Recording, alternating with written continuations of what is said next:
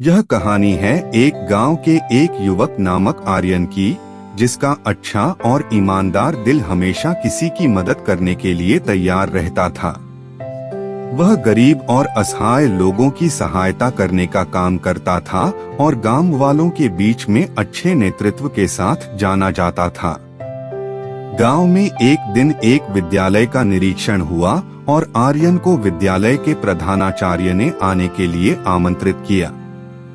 वह प्रधानाचार्य के पास गया और उसकी सेवा करने का आदर किया।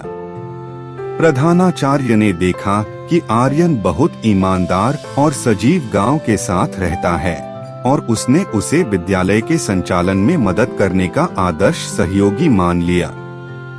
विद्यालय के निरीक्षण के बाद प्रधानाचार्य ने आर्यन को एक सोने की सिक्के की ओर इशारा किया और कहा, तुम्हारा ईमानदारी, काम और सेवा के प्रति आपका प्यार हमारे लिए बहुत मूल्यवान है।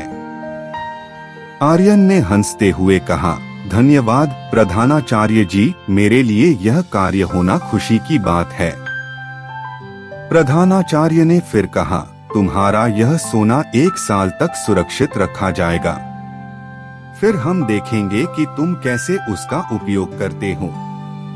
आर्यन ने आदर पूर्वक सोना स्वीकार किया और विद्यालय की सेवा में जुट गया। वह गांव वालों की मदद करता रहा और अपने कर्मों में सच्चाई, ईमानदारी और सजगता बरतता रहा। 1 साल बाद प्रधानाचार्य ने सोने की सिक्के की ओर इशारा किया और आर्यन से पूछा, तुमने इस सोने का क्या किया? आर्यन ने सोने की सिक्के की ओर देखते हुए कहा, मैंने इस सोने का उपयोग गांव के गरीब बच्चों की पढ़ाई और शिक्षा के लिए किया है।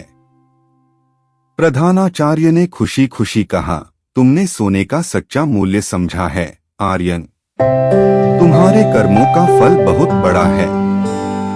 इस कहानी से हमें यह सीखने को मिलता है कि हमारे कर्म हमारे जीवन में महत्वपूर्ण होते हैं और हमें ईमानदारी और सजगता के साथ अच्छे कर्म करने का प्रयास करना चाहिए, क्योंकि हमारे कर्मों का फल हमेशा हमारे साथ रहता है।